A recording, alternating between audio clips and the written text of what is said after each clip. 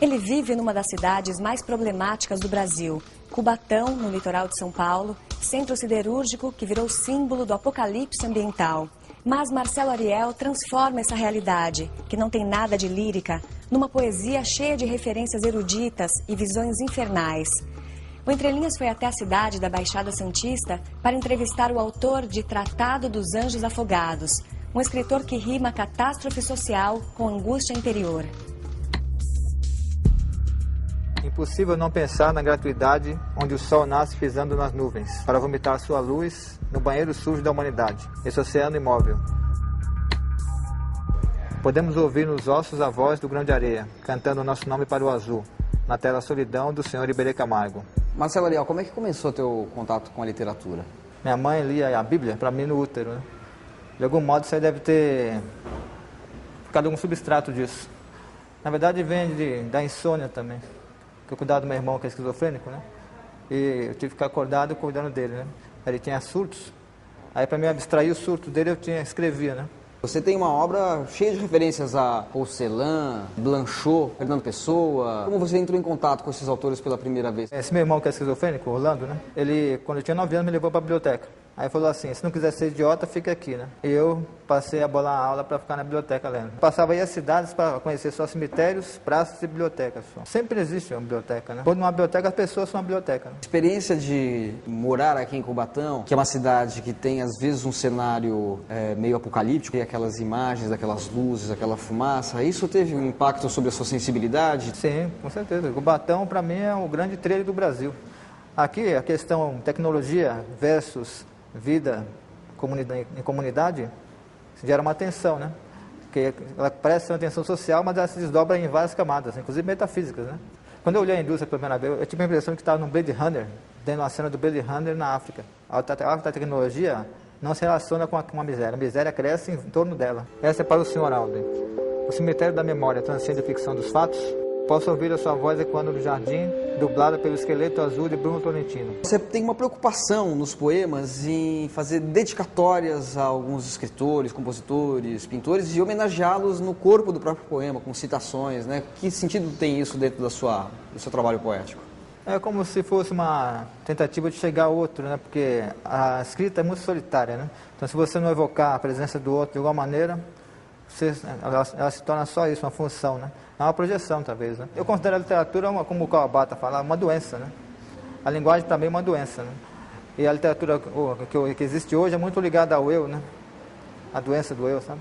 Essa questão da filosofia está entranhada no meu discurso, né? É uma contaminação. Acho que eu li muito Pascal, quando era novo, né? Platão, sem compreender, parece que você entrou no meio inconsciente, né? Aí se tornou uma espécie de dialeto. A vida interior, talvez, quem ela tenta esbarrar na linguagem, aí essas faíscas são o discurso filosófico, entendeu? No Tratado dos Anjos Afogados, que reúne 20 anos da sua poesia, tem uma primeira parte que é inteira a partir de um acontecimento aqui em Cubatão, né? Que foi o incêndio de Vila Socorro. Morreram 300 crianças lá, pessoas, né? Incineradas, né? Era um vazamento de gasolina, pessoas tocaram em casa gasolina e o bairro se tornou uma espécie de bomba, né? Para mim, esse incêndio é uma metáfora, né? As favelas são bombas também, elas são lugares onde o ser é incendiado, né?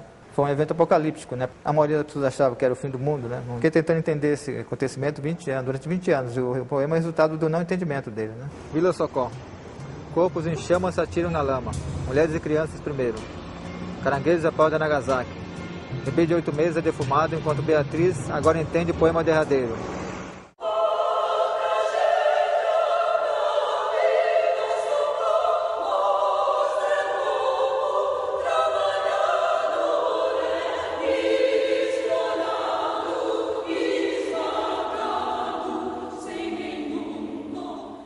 Quando eu ouvi a música Cantata do Gilberto Mendes, eu senti uma resposta, mas não consegui verbalizá-la, né? Aí eu coloquei como se fosse um filme dentro do poema. Né? A música como um filme dentro do poema. No ar, gritos mudos. A noite branca da fumaça envolve tudo. Alguém no bar da esquina pensa em Hiroshima. Nas vozes, horror e curiosidade acordaram a cidade. Se misturando, dentro do inferno, olhos clamam. Caranguejos aplaudem Nagasaki. Por que caranguejos e por que o Nagasaki? Tenho o hábito de entrar no mangue, né? Quando eu era mais novo. E eu sempre achava o caranguejo um ser... É como se nós fôssemos estrangeiros, sabe, na terra. E o caranguejo pertencesse à terra mesmo. e nós estivéssemos como hospedeiros indesejáveis, como se nós fôssemos uma doença, né? Coisa assim. E eu percebi, pô, a Vila Socorro, as indústrias, tudo isso é uma invasão do mundo do caranguejo, que é o mundo natural, né? O mundo, a terra pertence a esse animal aqui. Porque eu pensei nesse título quando estava vendo na televisão, um repórter da Globo, né? E as pessoas fixadas na televisão parecia que estavam bebendo aquilo, sabe? Com sede. Se tornou banal, né? A gente assistia a morte, né? Ela virou, como se falava, né? Uma espécie de espetáculo, depois uma coisa abstrata e banal, né? Nagasaki como um grande espetáculo e a Vila Socorro como uma Nagasaki aqui de Cubatão. E tudo vai se desdobrando sempre, se repetindo, né? Nagasaki se repete no World Trade Center em escala menor, se repete em Tel Aviv em escala menor, em Jerusalém. A poesia brasileira, e na poesia há um problema sério que é o excesso de eu, entendeu? Eu abomino isso aí. Para mim existe poema a partir do abandono do eu, entendeu? Que, por Tolstói, por exemplo, foi Cristo, né? No Oriente pode ser um encontro com o Zen. No Brasil basta a pessoa andar na rua. O Brasil é um país em que você atravessa a esquina, vê um moleque fumando crack, depois vê uma árvore extraordinária, atravessada por uma luz, que transcende a metafísica, inclusive. Você tem satórios, né, quando você anda na rua, assim, no Brasil. Iluminações, entendeu? O Brasil, eu acredito que as FEBEMs estão cheias de rambôs, entendeu? E o que aconteceu foi o seguinte: fecharam a fábrica de cartolas, e o que nós temos aí no Brasil hoje é o resultado disso, do fechamento da fábrica de cartolas e rambôs. Por que não conseguimos contornar o nada com nossa mudez? E há um não grito caindo no piso do Banco Dostoiévski, do Hotel Proust, do Gogol Bank.